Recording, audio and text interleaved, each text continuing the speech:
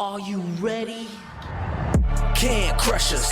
It don't really get no better than this the podcast that you're looking for. If you're really heavy into wrestling, hosted by the Mark. Energy that's so amazing. Gotta keep it entertaining. Rep the Can Crusher Nation. Yeah, you know what's going down in the ring.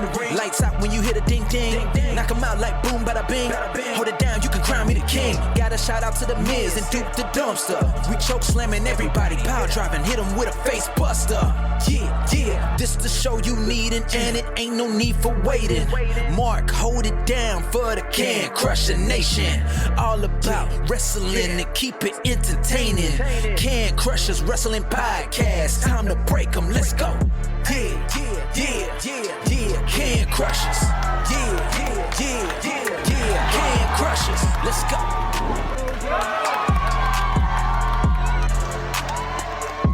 Hi everyone, this is Ringside Rain and you're listening to Can Crushers Podcast.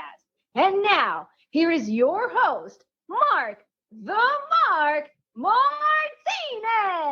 Thank you for joining me for another episode of Can Crushers Wrestling Podcast, the Spotlight Edition.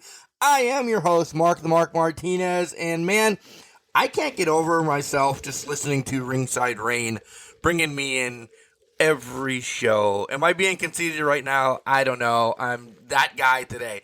That's the kind of mood I'm in today, so it's not about me. I am super stoked to talk to my guest today, T-Gainz, Quadzilla. I'm going to leave the little teaser, so I only say it when I introduce her about what I need to know about T-Gainz right off the bat. Then we'll get into her whole story of wrestling, and my goodness, she does a lot. She is a very busy woman, and I just want to know how she get it all in. How does she handle everything she does?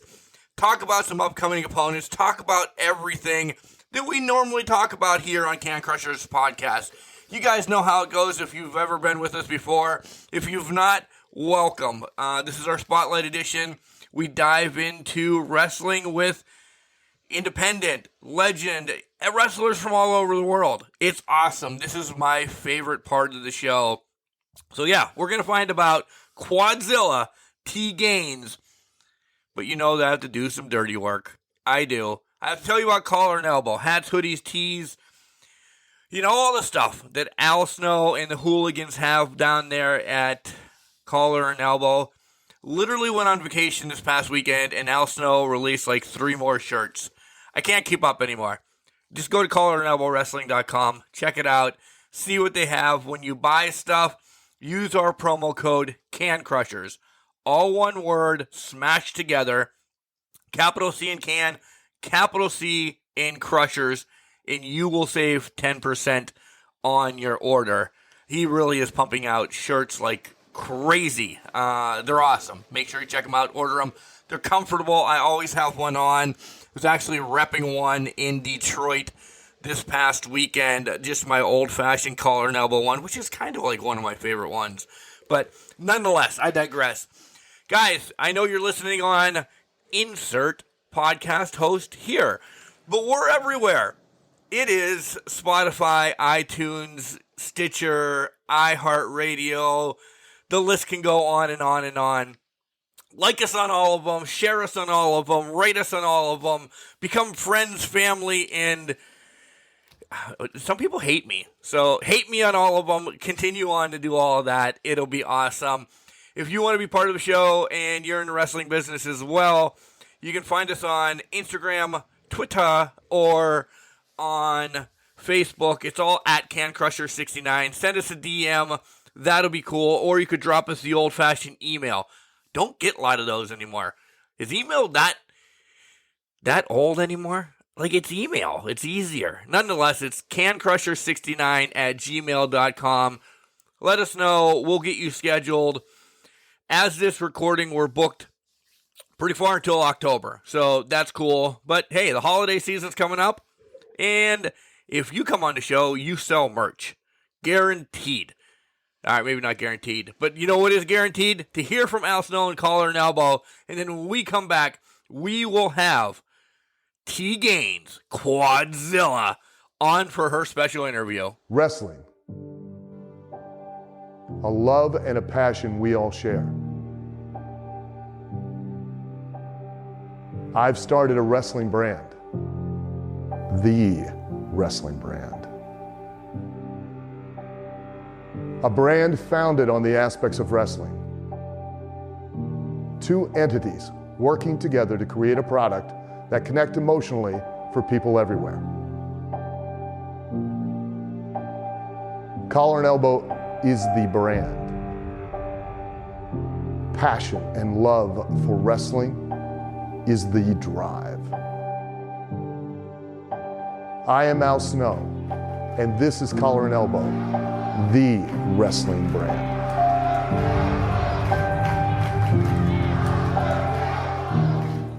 And welcome back to Can Crushers, guys. You heard in the intro how excited I was to talk to Quadzilla T-Gainz. No need to beat around the bush. She is the SWA champion, the FFW champion. And before I welcome her, she can crush a watermelon with her quads. I need to know more about this. T, how are you doing? I'm doing great. Love the introduction. I'm so excited to be here today. Yeah, we're really happy to have you on, and I got to jump right into that. How did you discover that you can crush watermelon? I mean, this sounds like something me and the other guys on the podcast can do. How did you discover that? It was actually really funny. I have so many crazy ideas. Sometimes I act on them and sometimes I don't. And this was a case where I just full on went for it.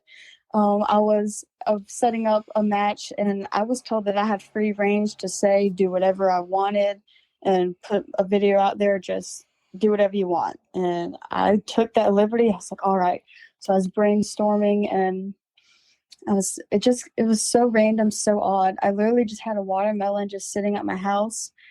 Like the whole family was planning to eat it that day, but I had other plans. I was like, you know what? I was like, quads. I said, I want to do something that, of course, shows my strength, talk about the quads. And I seen it, and I was like, I'm going to see if I can crush this with my quads. And I literally took it out into the yard, and I did it. And I need to find it again. Some people say that's hard to find it online again. So I need to do a whole repost of it and put it back out there again. But it was literally one of my crazy ideas. I was told I had free range. So I was like, let's do this. How mad was the family that, because I'm a huge watermelon fan. Like, once it's watermelon season in Pennsylvania, which is only like 2 months out of the year, me and my son will rip through a watermelon a night. And thank God I'm the garbage man, because rinds are heavy and everything. I'm like lugging all this garbage. Were they mad that you just ruined the watermelon? I definitely had to go and get another one. It was funny. My dad had just gotten home from work and I'm out here in the yard and I was just like, hey, hold this camera for me. And he's like, what are you doing with this watermelon? I'm like, just record it. And it happened right there. And he was like, okay.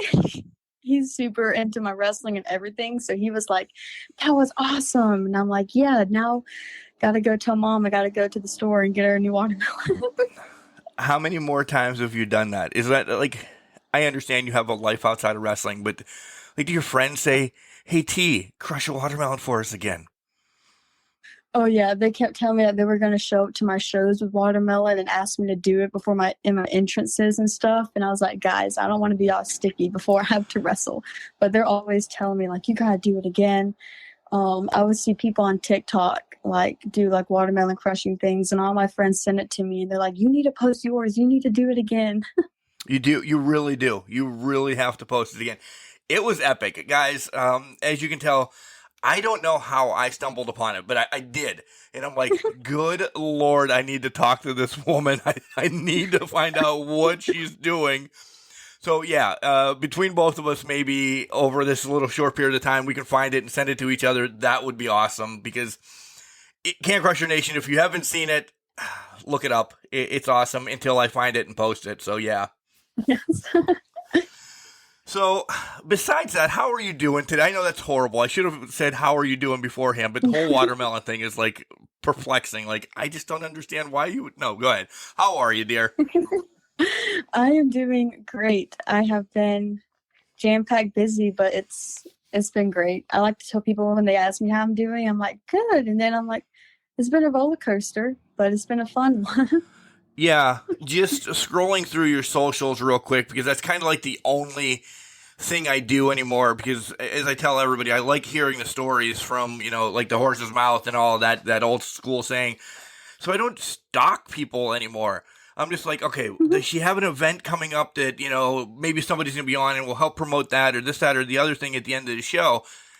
But you have just blasted social media recently. I'm like, okay, I just find out later what she's doing, because it's way too much to be scrolling through and click, click, click. But yeah, you've really been busy, which is great for everything you do. And we'll get into it because not only wrestling, you're just a busy human being in life. Yeah, I wrestle on the weekends, and then throughout the week I work as a nanny and a substitute teacher. So it's just jam-packed. And for the wrestling, I'm booked. I know we're finishing up August, and I was booked every weekend. And in September and October, I'm booked up every single weekend. I think like my next availability would be like November 26th or something, which is great and it's awesome. But it does make it to be pretty busy, but it's really good that I love every aspect of everything that I'm a part of. That's awesome. All right, let's do the rewind real quick. Who introduced you to wrestling? Clearly, I have to think it's Dad, that he's now being your cameraman for Watermelon. But who said to, hey, little T, you need to watch wrestling because you are going to be a wrestler someday? It's funny. It was actually my younger cousin named Caleb. He's a couple years younger than me, and I was probably about 12 years old when I first watched wrestling. He always had like the John Cena posters on his wall and the action figures, and so I knew of wrestling, but I had never sat down and watched it before. And the only one that I knew was John Cena, because it feels like even if someone doesn't watch wrestling, they know who John Cena is. It's just a given. And so I would see all his posters and stuff, and I would just like, okay, he likes wrestling. Well, one night I was staying the night over at his house, and we was eating dinner, and he asked me if he can put wrestling on, and I said that was fine. And Sting came across the screen, and everyone laughed, like it was Sting. He comes across, and I go, who is that? And I told people, my cousin literally looked at me like I was the biggest idiot. I know that sounds kind of harsh. The biggest idiot that I didn't know who he was. And I was like, I really don't. He looks scary. I was like, who is that man? And literally, we never went to sleep that night. He kept telling me about the good guys and the bad guys and his favorite matches and who every single person was. And I was like, all right, this is cool. So I literally took out like a piece of paper, and I was writing down like the channels of the TV and all this stuff so I can figure out how to watch it when I got home. And so I get home and I start watching it by myself. And then I asked my dad to watch it with me. And it's funny because he actually told me no. Of course. He's like, no, because he knew the wrestling as like the Attitude Era. So he was thinking about like the cussing and the women not wearing so much clothing, and he thought that it would, be inappropriate to watch with me as his 12-year-old daughter. So he was like, I can't watch that with you. And I just looked at him, I was like, it's not even like that. And so we sat down and we started watching it together, and then he just fell in love with it as much as I was. And I tell people that I feel like what really got me into the wrestling was that me and my dad, we always had a good relationship, but like we didn't have a thing that was ours. Like him and my brother, their bonded was over like video games and stuff. They were big gamers, and so that was their hobby. And so me and him, we just didn't have something that we shared together, and that's what wrestling became. And so he was taking me to NXT shows, and at that time, NXT was coming to places that were super close to my hometown. It was like Stark, Palatka, Jacksonville, Gainesville. And so over the course of time, he probably took me to probably a little over 20 NXT shows and few WWE live shows. And we were literally going like every single weekend. And right then, like watching it, I was like, this is what I'm going to do one day. And I say a lot, Paige was a big inspiration for me. I loved watching her. It was so funny. She was actually doing a meet and greet one time, but we didn't know that she was meet and greet. So we got there a little late. And right as we got there, they were like clearing Paige and Emma, and there was someone else. They were clearing them from the tables, and I like watched her walk away, and I'm young and I'm starting to cry, and my dad felt so bad. He was like, I'm so sorry.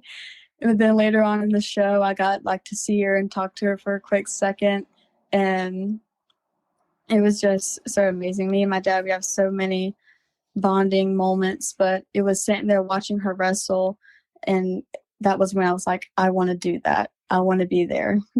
That's crazy. You don't hear the stories about kids turning their parents on to wrestling, and you just, I know I'll go back to this probably a million times, but like your dad was your cameraman for your shtick, your promo and everything, and that just means so much that you guys have that now. And yeah, that gave me a little bit of chills. I'm a huge wrestling fan, but I'm a dad too to a 16-year-old. So when you tell me stories like that, I'm like, oh man, you already warmed my heart. I'm like, I don't care what we talk about the rest of the way. You win. You got the touch that, that's awesome. So dad's big into it. Mom's still mad that you killed the watermelon. How is she about wrestling? Well, it was funny, like me and my dad, we were super into it. And so the next step was getting my mom and brother into it. And so it was like we controlled the TV remote. We were watching wrestling. We would turn it on, and my brother, I feel like he's not like, I want to say he's a fan for me. Like he has his own thing. He's a gamer. He has his own lane. So he's not like an active, I would say, like wrestling fan follower. He's more following it for me. The casual but fan, my mom got on board to it. And so we decided to take them to a wrestling show, and they were like, oh my word. They were like blown away. And so they do come to my shows, and it's like you can tell who, like other people around, other wrestlers, they can tell who is T-Gainz' dad, because before my music were even hit, he is hollering, he is jumping up and down, he's tapping strangers on the shoulder saying, that's my daughter.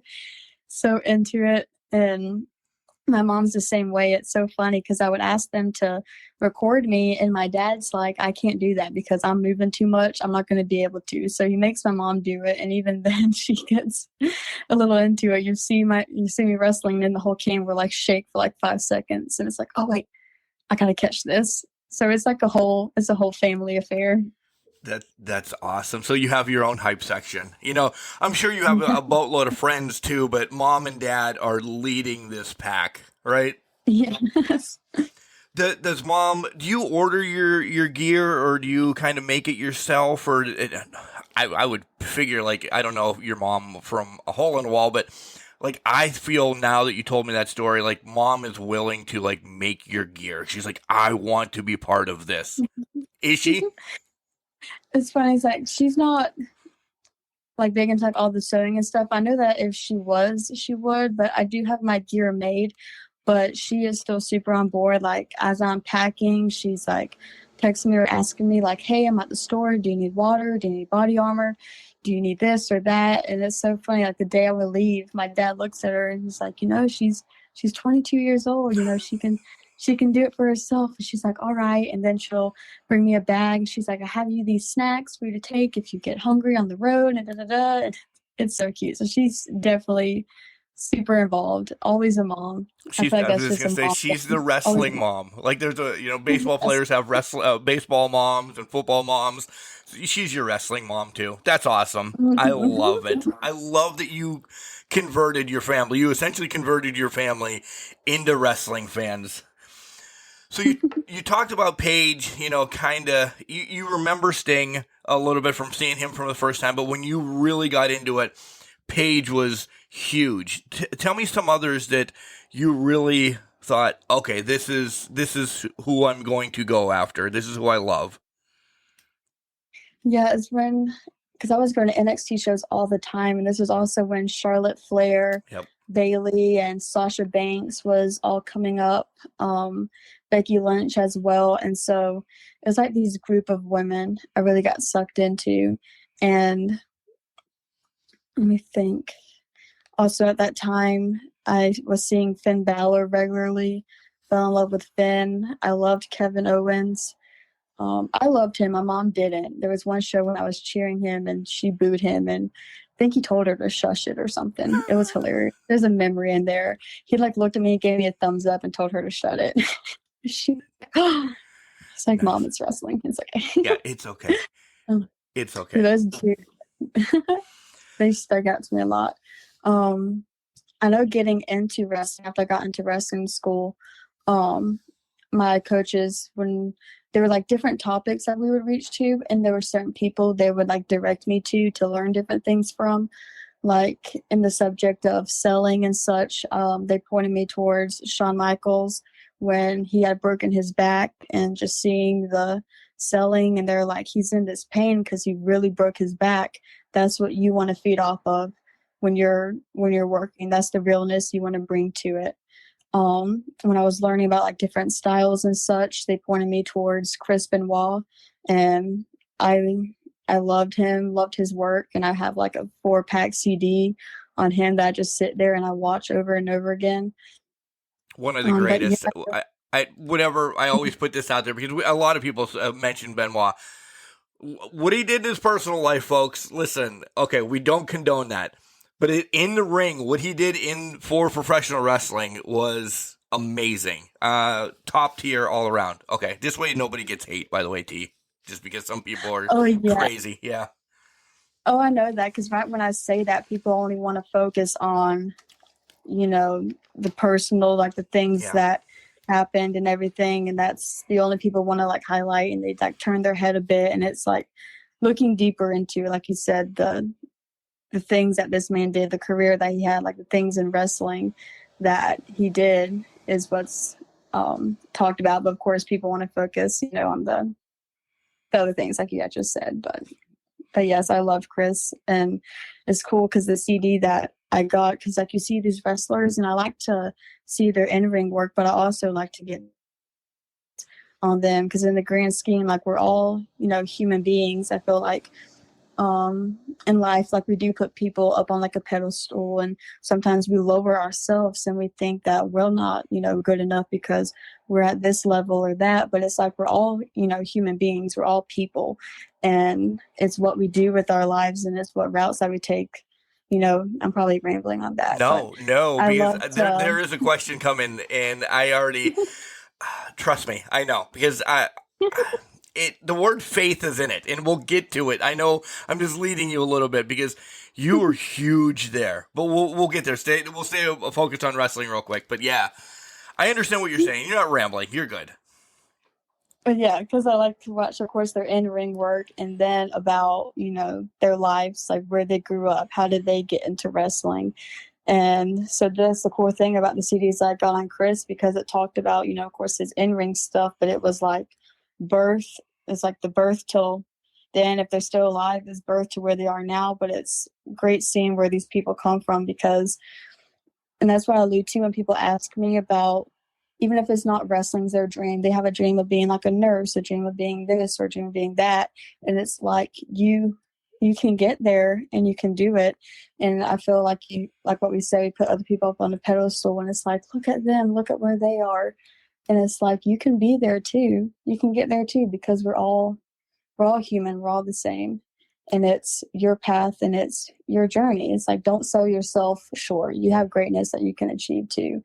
And that's why I love learning about these wrestlers and seeing the paths that they created, and letting the lessons and the lives that they've lived, I can take it and apply it to mine as well. And that's actually what led, because Paige even had a documentary or like a movie put out with her. I think it was the Fighting with My Family. Yep. That was amazing, by the way. Yeah. It was. I loved that movie.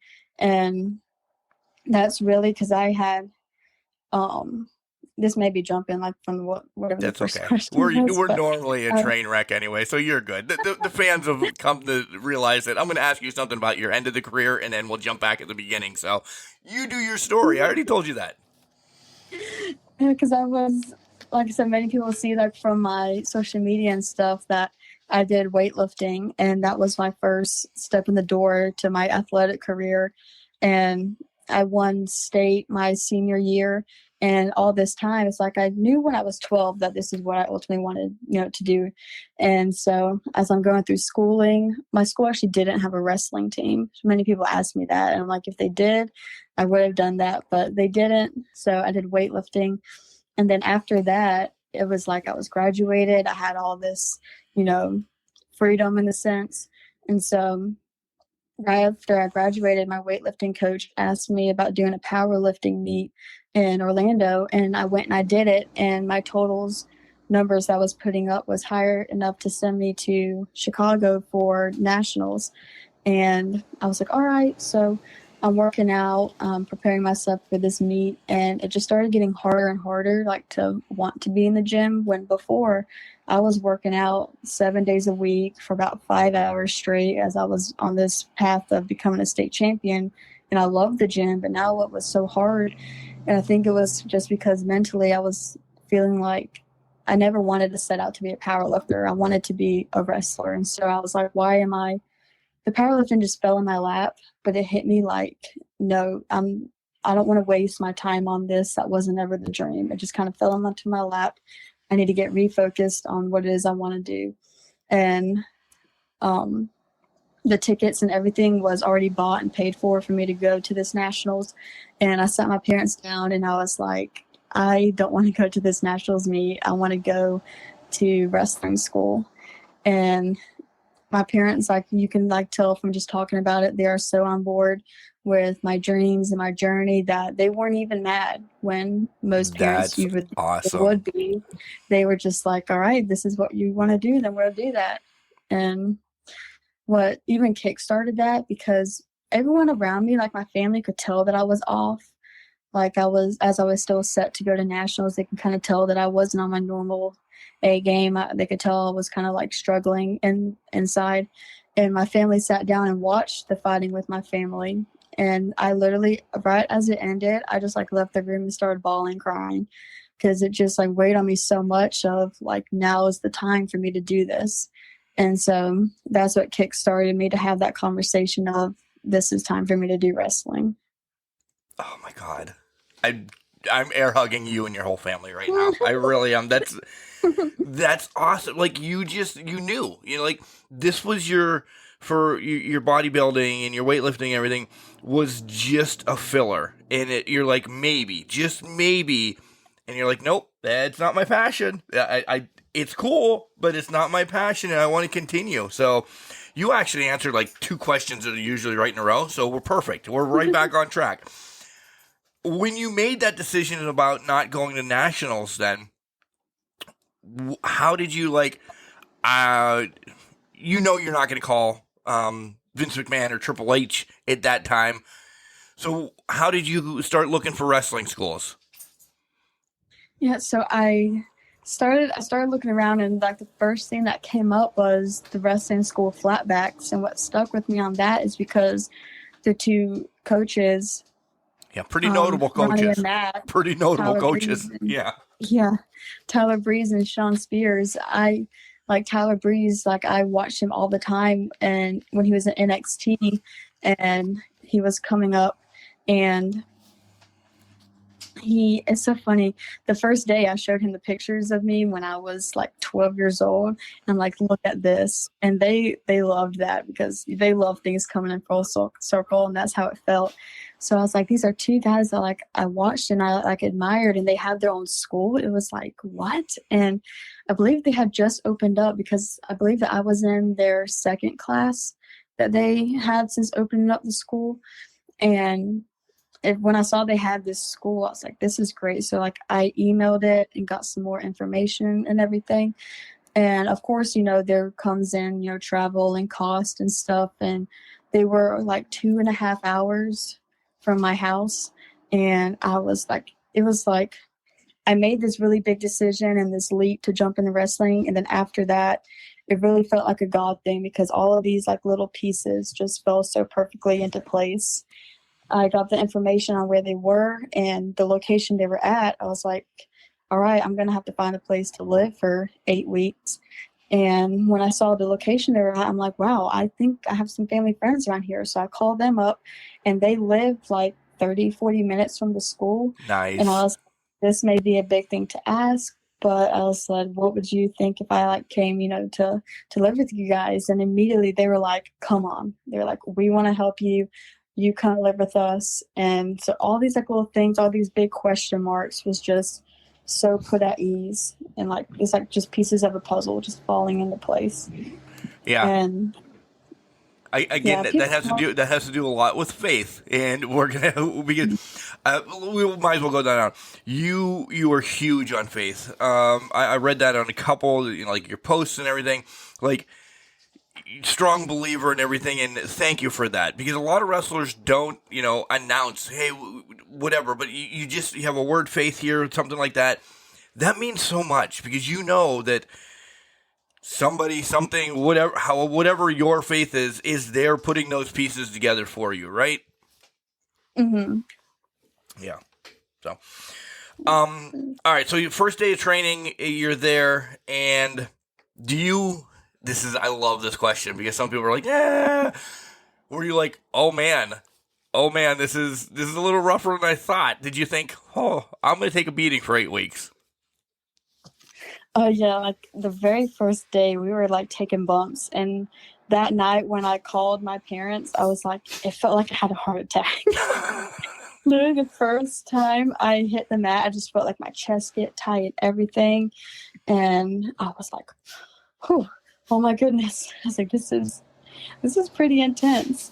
I was like, all right, let's keep rolling with it. Like that was just like my first shock. Like the first day was hitting the ropes, taking bumps, and so I got all these like rope burns, on my back from hitting ropes and doing all these movements for the first time.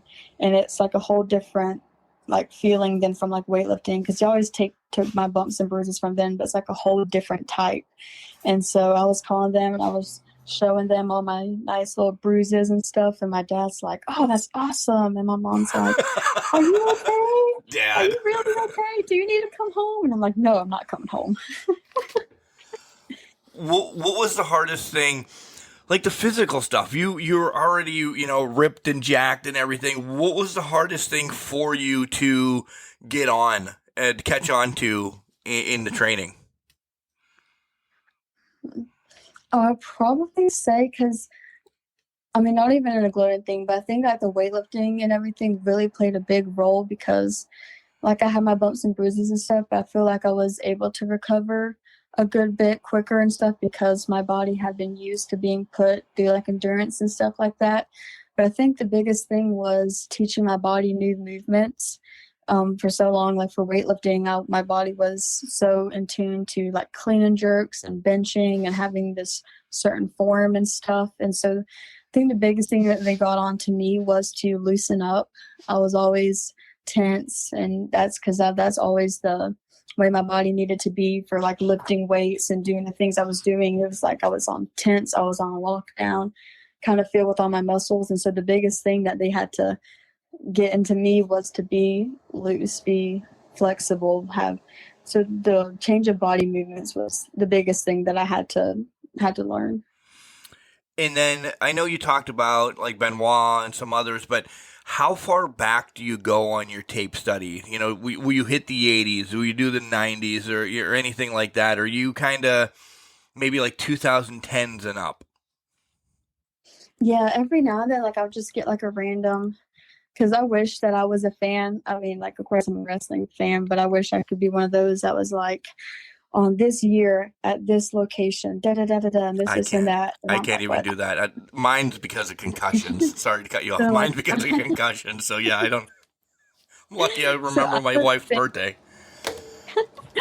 I would just think in my head, like, if someone's on my mind, like Shawn Michaels or something, I would, like, type in, like, a name, and I'll just go and watch random matches they have.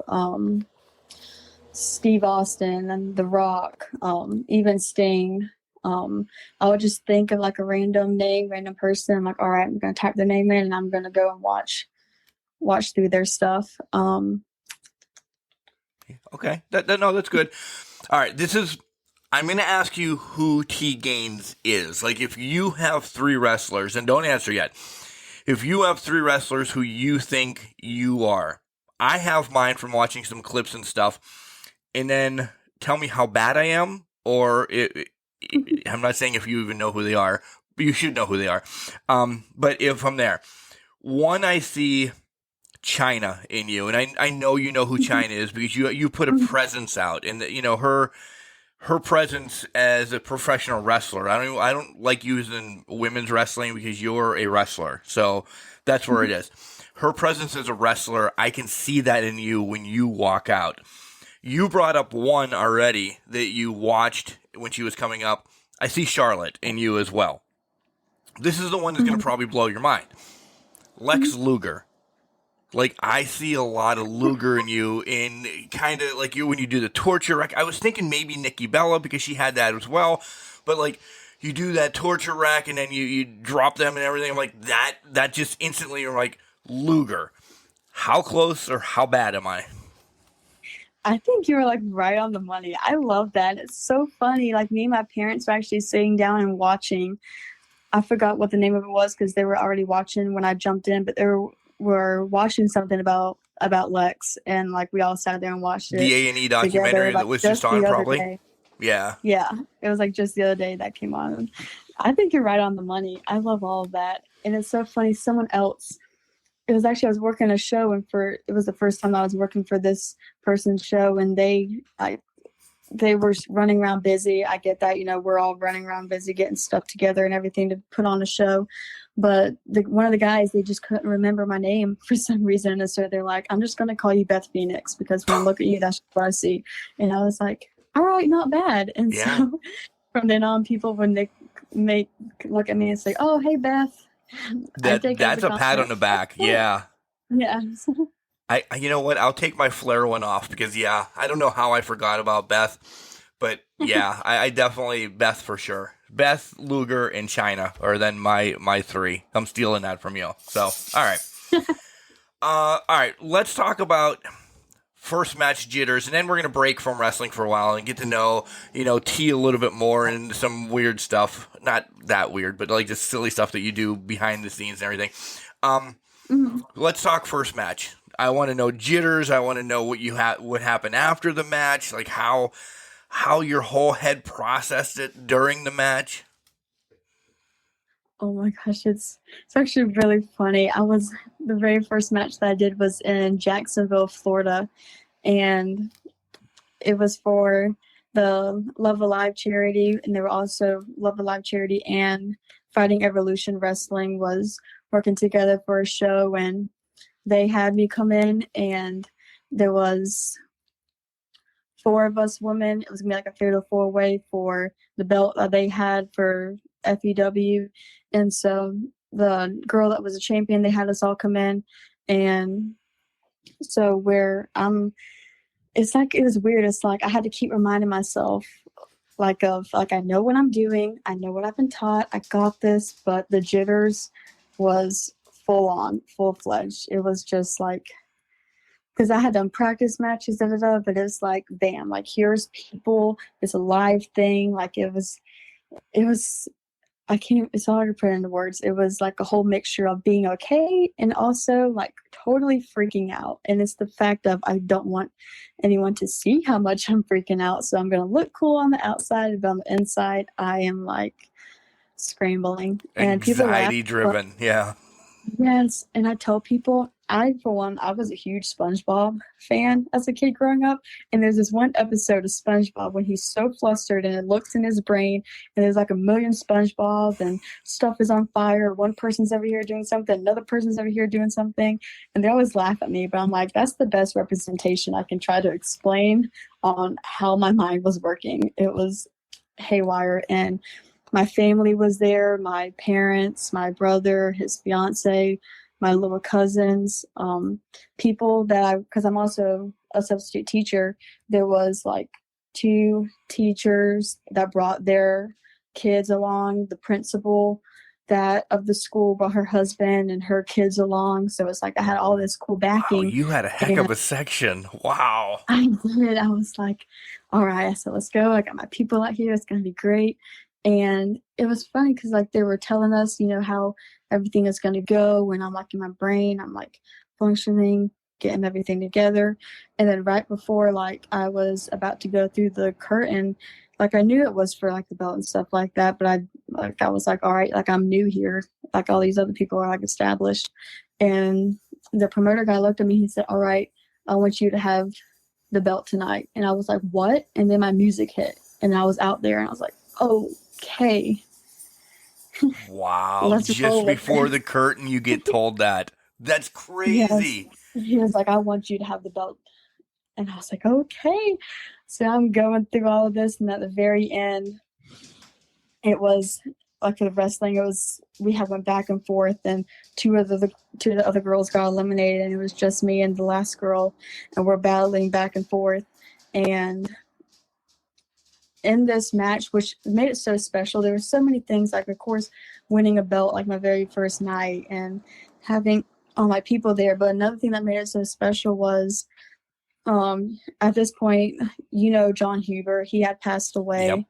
And he had come into the wrestling school often, and I got to work with him a lot. And at the school, he actually taught me how to do a missile drop kick. And so in this match, like leading up to the end, I got on the turnbuckles and I, did like a little salute and I hit it in that match. So there's so many things that just made that night so memorable. And so after I hit that, I had sent her off and she did a sunset flip and tried to pull me down, but I ended up dropping and grabbing her legs up and got the pin. And the whole place, just like with my people, just erupted. And I had the belt and I got out of the ring, and the first person I hugged was my dad, and he's like crying. And it was so memorable. And like right when I got into the back, I just took a breath. I was like, whew. Okay. Wow. First match. You heard the frog in my throat. First match, champion of Fatal 4-Way, essentially, all the people. And then kudos to you. First match doing, like a shout out or a tribute to Brody Lee. That's crazy. Thank you. Because that little 12-year-old, or whenever your cousin said, hey, this is Sting, and you looked, cross-eyed at him like, who the heck is Sting? You did your homework. You went all in, and like, that story right there tells me you know the business, and you know where you're going to be heading off to, and you know what it takes to do things in the business. That's awesome. Mm-hmm. T, I say this a lot because I love you for that. So honestly, thank you. As a mark, I was duly named as a mark. Thank you for doing that. Now I need to search and find that match. I really do. It's out there, right? Oh yes, it is. And I think I can go back because I also had some other friends that had came and they were taking pics throughout the night, and they have a picture of right before I'm about to do it with when my hands were pointed up into the air. So they have some snapshots too. So I'll even repost them, send them to you, and get them. But it's out there. Cool. Yeah, for sure. I'm not telling you how to market or anything, but maybe you should make those your 8x10s that you're going to sell and sign and stuff, because that would be awesome. That really would. Mm-hmm. All right, let's take a little bit break from wrestling. And you brought up, like, you're super busy outside. You're a sub teacher. You're a nanny. Do you not do bodybuilding or weightlifting at all anymore, or maybe just training wise? Yeah, it's like I still like stick with my training. I did change it up because a big thing with wrestling is the biggest thing was cardio, and so with like weightlifting and such, that wasn't such a big deal, because with weightlifting it's really numbers, how much you can lift, what's the heaviest you can lift. And even my coach wouldn't let us, he didn't want us girls like out there running and because he didn't want us to put different stuff on our knees. So like the cardio and stuff like that wasn't a huge necessity. And of course in wrestling it is, because you have to have that endurance to go and to last.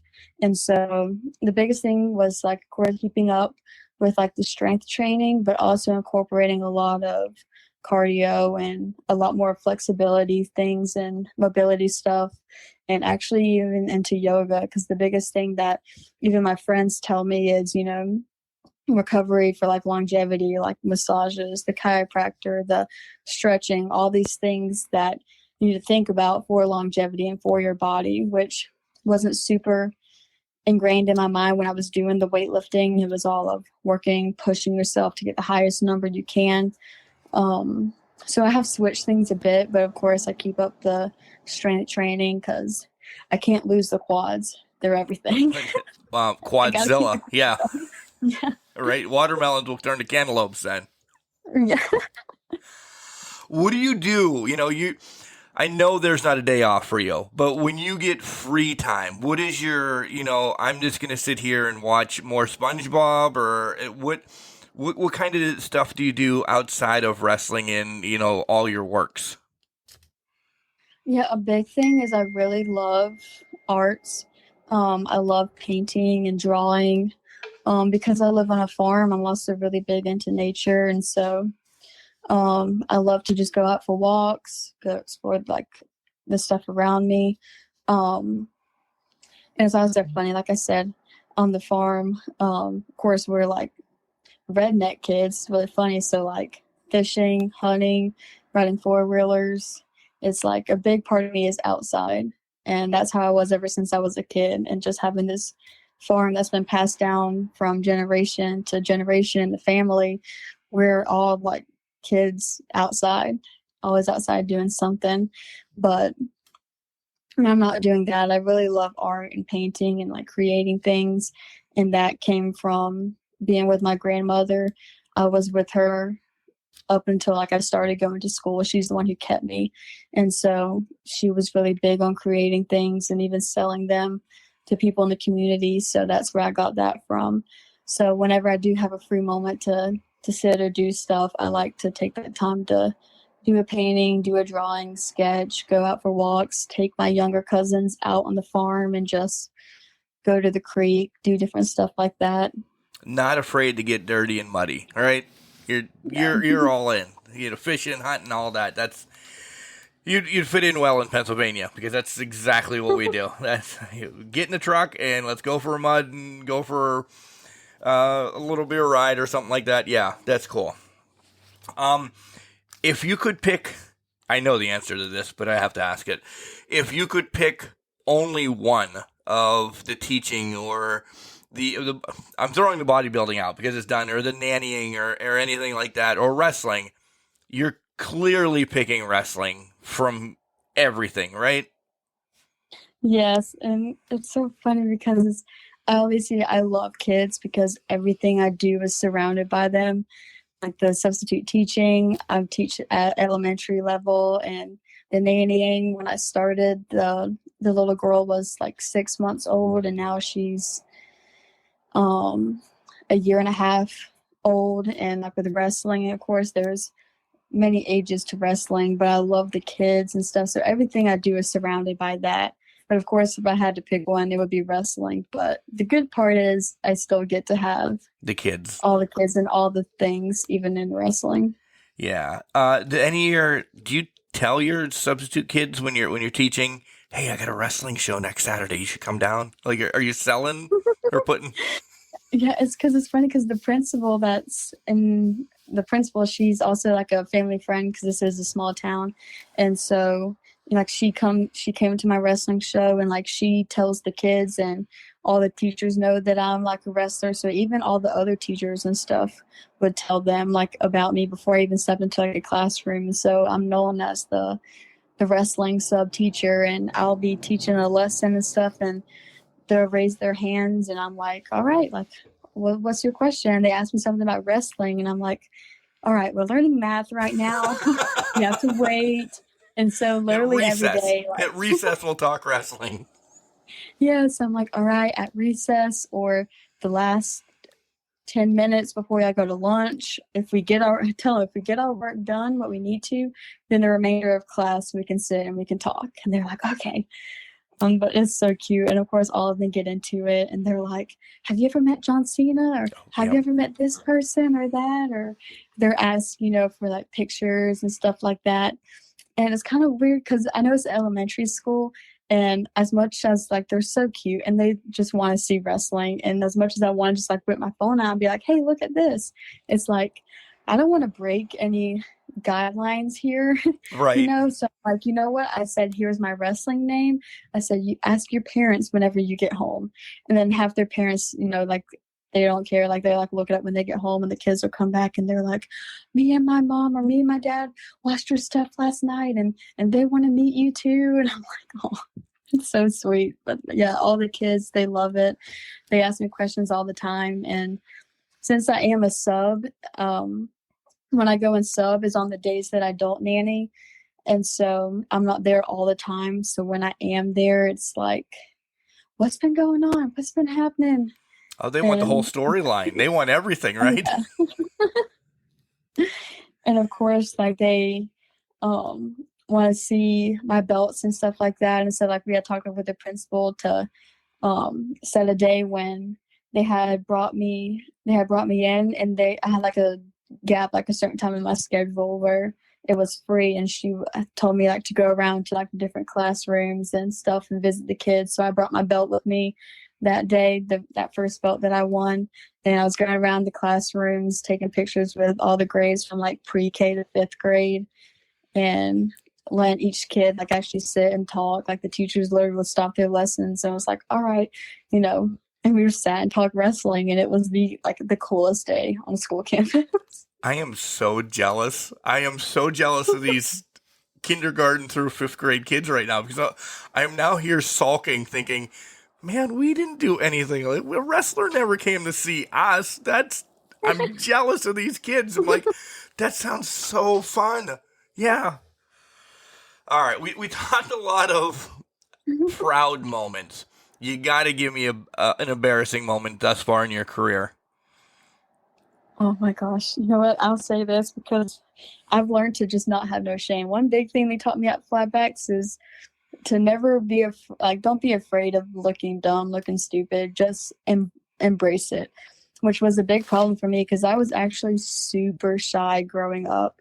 And so in a way, I tell people that wrestling literally like saved my life. And I feel like I started really living as my true authentic self when I got into wrestling, because it was like I was so shy, but there was like no reason to be, because being honest, I really didn't get bullied, growing up. But it's like I put myself in this own like little shell. I feared embarrassment. I didn't ever want to put myself out there for attention. I was the shy, quiet girl, kept to herself. Though everyone knew I was a wrestling fan because I carried a John Cena lunch box and a wrestling backpack to like the day I graduated high school. Nice. But it's like I just locked myself, and I had my own insecurities. That's why I loved Charlotte and Paige so much, because they just showed this confidence. I'm like, that's where I want to be. I want to be in that place of myself when I'm just confident in who I am and what I have to offer. And so promos were super hard getting into, and just letting go. I talk so quiet, and talking with Breeze and Spears at Flatbacks, I told them I literally couldn't order at Subway because I talked so low, and they would just get so frustrated telling me to speak up. I just had to do it online. Like I was just so shy, could not talk to anybody. Super shy, but now I'm at a point to where it's like I'll put anything out there. I'm me, and now I don't have any embarrassment. So this story comes from a day at Flatbacks. When I went into the course, there was only 3 of us students there, and one of them had to fly back home due to a family emergency. And so it was me and this other guy there, and he was actually there to be a referee. So this is what I mean by God just putting things at the right place at the right time. It was like I made this big decision to stop everything else, go to wrestling. I'm at wrestling school, and I'm the only wrestling student there. So literally every single thing I learned was one-on-one. And the whole experience was just amazing. And so this one day, Breeze is giving me suplexes, and he gave me one, and he said that he was going to give me 2 more. And then after that, he's going to give me like a body slam. So he slams me for a suplex. We're still connected. We get up, he hits me with another one, and then scoots me up and hits me for that 3rd one. And on that 3rd one, I literally peed my pants. Oh. It was like the impact back to back to back. I peed my pants. And so when he stood up to go and hook me for like body slam, like put one up under the shoulder and they go and scoop you and like lift you up down there. He went to scoop me and I literally jumped back and I just looked down and my eyes were wide and he was like, "What are you doing?" I was like, "I just beat myself." And I didn't want you to have to realize that on your own. And he just looked at me, he said, "Okay, go change and we'll try this again." But I remember I was like, "Oh my gosh, I just peed in this man's ring. Come on, Taylor, let's do better." I go and change and I come back. You are the first person to admit that you've peed your pants on the show and we've been on the air for 5 years. Thank you. Wow. Yeah, I don't know if you can top that of being embarrassed anymore. Like maybe if you were wrestling somebody you didn't know, you met them that night or whatever, and that was the ending. I mean, it would be a little weird to kind of just shift. This was your coach. You're going to see him again and again and again and again. And you peed right in front of him. Almost on him. That's amazing. Yeah, I literally just like a little hop back that I just totally avoided. And he was like, "Oh, what are you doing?" "Listen, man, Nothing. I got to go out to my trunk real quick." Yeah. Nothing. You don't need to know. Time out.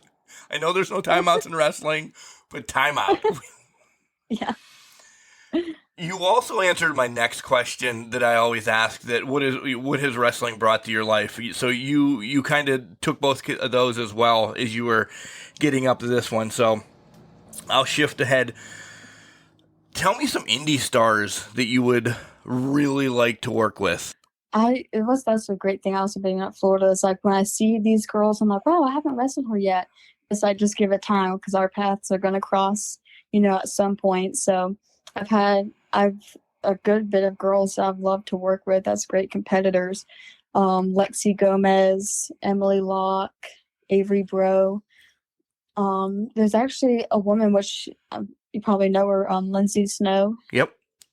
I haven't worked with her yet, but I think that we are in the works with one place to kind of work that out because I would love to work with her. That'll be great. You guys are the same person. Like she's overly tattooed. I'm tattooed as well, but she's got a ton of tattoo, and I don't know if you have any or getting some, but you're the same person. Yes, I would love to see that.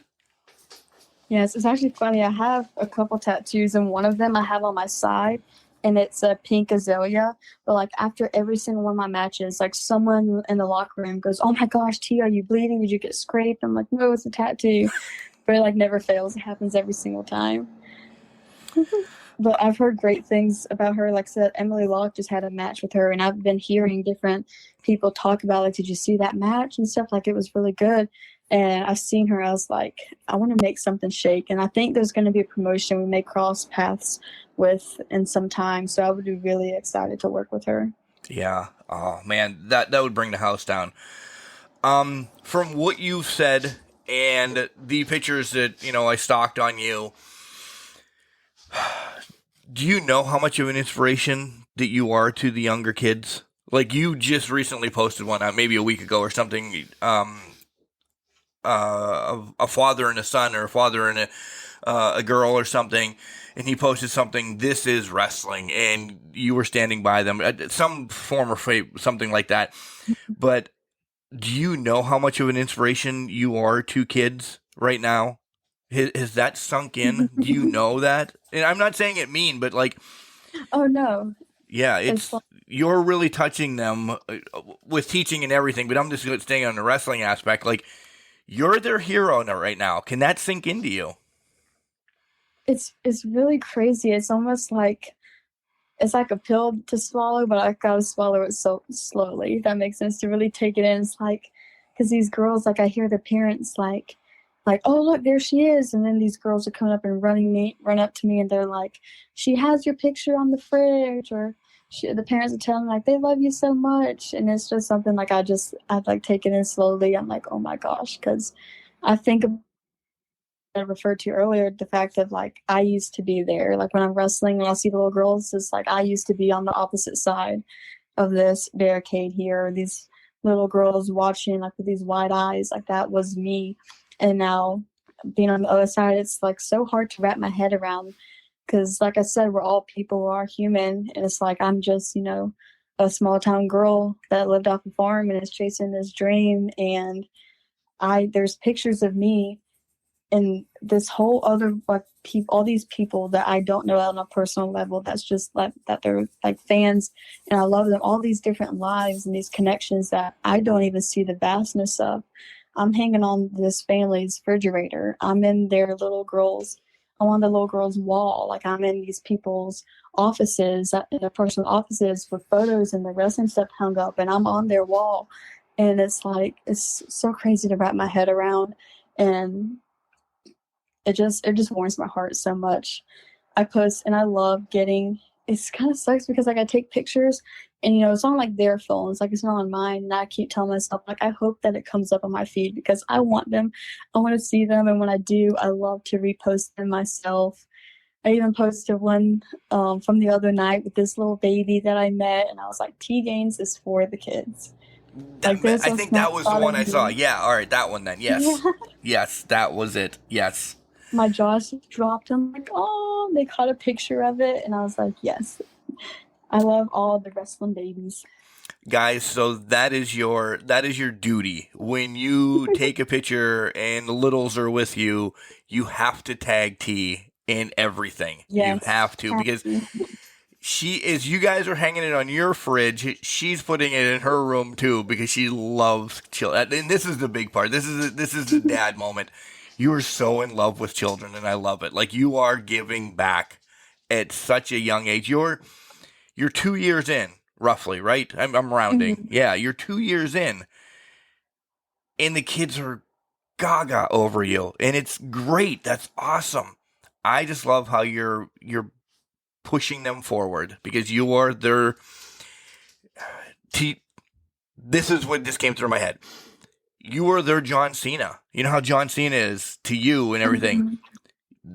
You are some of their John Cenas. And that's crazy to say in wrestling. And I'm not saying it as a backhanded compliment, but that's 2 years in, you're changing people's lives. Thank you. Congratulations. Oh, thank you. I love it. And even talking about the kids, I'll plug this in. Just the on Saturday, I had wrestled in Georgia, and I defended my SWA belt. And I actually be posting these videos on my social media here soon. But the way that went down was I was facing Emily Locke. And at this place, I have all my wrestling babies, my little quad squad, as I call them. And they are hyping me up. And we're starting this match, and they just are booing her. And she's a part of this tag team called Exodus. And at the start of the match, I was like, they have to go. And all the kids start screaming, to the back, and making them leave.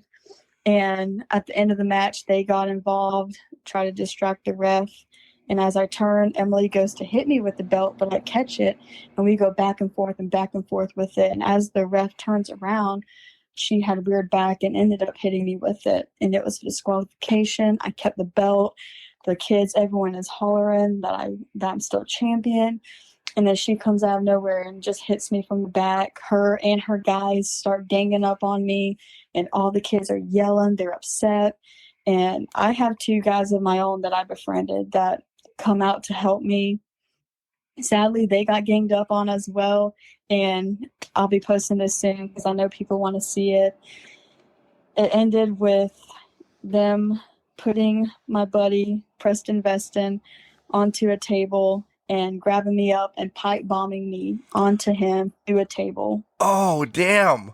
And my other buddy that came out to help, they ended up super kicking him. So we're all laid out on the floor. And she grabs my belt and she's flaunting with it and then tosses it on me and walks out. And these kids are crying. Like, these people, like lots of people, like, they want to know cussing, like a friendly zone. Well, these people were cussing at these heel team. There was people grabbing chairs, wanting to literally throw it at them on the stage. There's kids crying everywhere. And security helps me and my partners to the back. And literally refs are coming up to me, asking me if I'm okay. And they're like, there's a line of people out there that want to see you. And I'm like recuperating.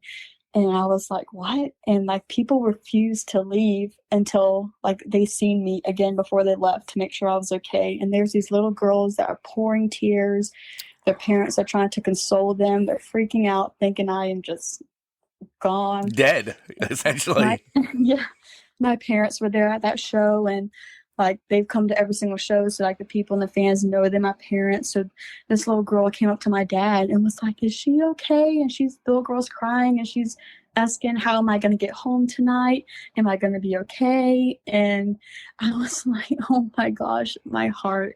These little girls, even after like today, I'm getting messages from like parents and stuff like that, like, hey, like not want to be a stalker, but seeing if you're okay. Like my girls love you. They want to know if you're good. And I'm just like, my heart, the support system, the kids, it's, oh my gosh. So I've been having. That's awesome. Yeah. Again, the chills. That's the wrestling, you know, having only WWE for about 20 years, that was lost. And no disrespect against WWE, AEW, or anything, but Indies is where it's at, because you get to know you kind of on a wrestling personal level, and the kids get invested, and you become a wrestling family. And I love the parents that are reaching out to you. Oh man, I probably would have did the same thing if there was social media back in like the early 80s and everything, like finding out if Ricky Morton was okay or anybody like that. But I'm like, this is crazy. You got him. And I'm saying this as a wrestler and a wrestling fan and everything. You're marketable from here until the moon now. That's awesome. Good for you. That emotional connection that you make is awesome. That is something on the indies, because like I said, I've been working like with the place for coming up like a little over a year, and like you get new people that come in, but there's a lot of people that's like over and over and again, and it gets to the point where it's like, you know, like the fans buzz to the point where it's like a friendship is built like with these people, and that's something that you do get on the indie scene because of how close netted it is. You get like these people are like really like a family, like these are your friends. Like yeah, they're a fan and supporter, but it's so much deeper than that because of the level that you're at, where you can get that emotional connection with them. For sure. Believe that 100%. All right, only a couple more questions. I know I said an hour. I'm going to keep you a little bit longer. I'm sorry. What's your goals the rest of this year? I know October will actually make 3 years that I've been wrestling now. That's crazy to think. Like I said, I'm booked. I know that I'm booked out. There's places that I'm booked with to the complete end of the year that has some awesome plans built up for me. I'm really ending this year on a good note. I'm going to be getting some new gear getting to me like mid-September. So getting new invented stuff to step into this next year. Getting in contact with big places, because I haven't been on AEW Dark yet, but that is my goal. That's my next stepping stone I want to get into. And so I'm super excited to get this new gear, get all these new headshots, all of this stuff in my hands, and then send out there to these scouts, to these people. I actually just got in because before, like, I love the indies, but it does take a while to get film back from certain places. So I started filming everything myself and getting a YouTube set up so that these scouts and these people, they can find matches and different stuff. So this year has really been a good year of, you know, I'm blessed to have carried 2 championships titles with me. I've made some great, you know, connections with people, and I've really built up a good bit, because for a while I started and I was like, I don't really have footage of what I'm doing. Like I had this whirlwind of, all right, I need to get more plugged into social media. I need to do these things. I feel like this year has been a good year of growth for that. And so I'm excited to step in this next year of having all of this content behind me to really push out. Yeah, huge resume builder for you across the board, and that's awesome. Before you do your merch and your socials and all of that, I always end with this, and this is fantasy booking. So you can go from all the way to the beginning of wrestling or whatever.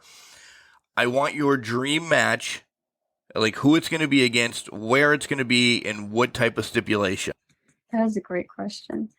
And it'll tell you right now, because I hear this from wrestlers from, like, again, Manny Fernandez from his 70s and 80s. I asked him, like, hey, if you could have wrestled somebody, da-da-da-da-da, he's like, that changes in the wrestler's mind probably every 6 months. So I'm asking you now, who would it be? Yeah, right now, I would say opponent-wise, right now, the first person that just popped in my head, because of course I used to say Paige. Sadly, just due to life, she's not actively wrestling, because of course, growing up, I was like, I want to be with her. But I would say right now, I would say Lita. Okay. She's also a big person in my heart. I would say Lita. Where at and what stipulation? I would probably say, why not just go? I done went through a table, so people like to call me hardcore Gainz just from this past weekend. Oh, she's going through tables now, so why not make it no DQ, no Like hold Extreme bar, Rules? go all the way, Extreme Rules style. Okay. Go all the way with it.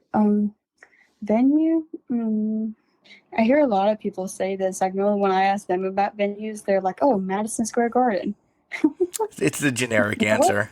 It really is. I'm like, you know what? I said, yeah, that seems to be the go-to for everybody. The history there. Yeah, that's normally... The history behind it. Yeah. Honestly, in my mind, anywhere. Right. Yeah, in your backyard. That would be fine. I would wrestle her on the farm. Come to T-Gainz farmland. With Dad filming it, because he is the film photographer. We got the cows in the background. Like, let's do it. Right? Oh, Dad, we love you. All right, T, tell everybody where we can find you, and then you have merch, you have 8x10s that they can buy. How can they do all that?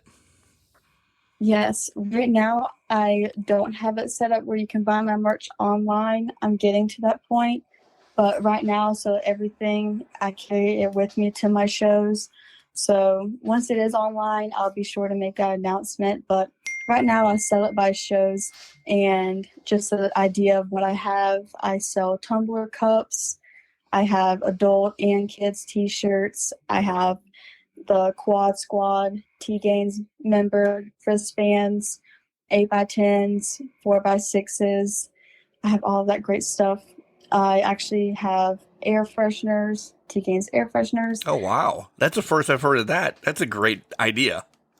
Yeah, I was thinking of more different things. I don't really see a whole lot. And air fresheners, like keychains, little cool little stuff like that I'm getting more of. But right now it's just like selling at shows, but I'm looking to get that brought onto online to span out some more. But my socials that you can see all the T-Gainz stuff is on Instagram. It's at T_Gainz. And on Facebook, if you just type in T-Gainz, it'll pop up there. And those are the best places to look. That's where I post my upcoming events, where's I'm going to be at, different promo videos, highlight reels. And in the bios for both of those platforms is a link to my website. And on there, you can look at fan galleries. That's why I love getting back pictures so I can post you guys personally. I also have a podcast of my own called Quad Pod, where I talk about life, wrestling, God, all of those things. And you can find episode links there. And you can also find YouTube links for my past matches. So Facebook and Instagram is your way to go to keep up on all things T-Gainz. Yeah, guys, make sure you like, subscribe, follow, do all of that, because as I told you last week, like, there's a women's wrestling revolution coming. I know Paige or AJ. Let me ask you that real quick before I let you go. Who do you think started this whole, like, air quotes, revolution of the women taking over? Are you Paige or are you at AJ? Because that's essentially where it starts, right? Yeah, it's crazy. I think I would have to go Paige because I think she was a good Kickstarter. Because literally, I can remember the exact night that I was there watching when AJ was celebrating her victory when Paige first came out that whole night. I rewatch it even now and I get chills from it. when AJ put her title on the line and now Paige won and had both of these belts and they kickstarted with their feud. I was super involved in watching in that. So I felt like I've always loved AJ as a wrestler. She has been so solid in everything that she's done.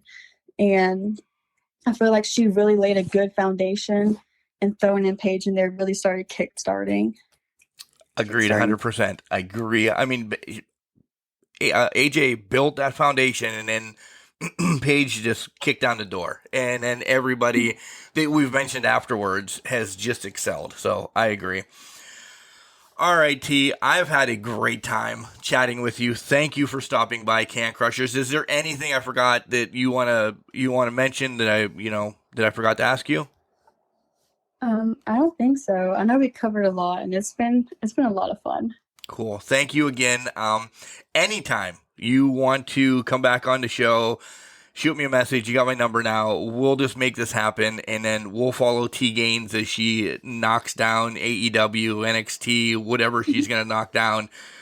Hopefully more watermelons as we wrap it back around, right? Yes, hopefully more watermelons, and I'll be sure to tag you guys in it. Thanks, T. Have a great night. Thank you as well. Ladies and gentlemen, that was T-Gainz. What a sweetheart. I'm throwing the wrestling out the window for a minute because you know that's how I am. I love that the family is so invested. I really love that Dad was the filmmaker, director, shooter, anything that you have in video. Dad did all that when she crushed that watermelon. Guys, we're looking for the link. We're going to find it. We're going to get it out to you for sure. And you can watch her crush watermelons. I'm glad Mom got on board. I told you guys, I'm a wrestling fan, but I love family stories. And that's what all these spotlights are about, is hearing how the talent that's on the show got into professional wrestling. And T just wrapped her whole family, her whole community, kids all over the place, into wrestling.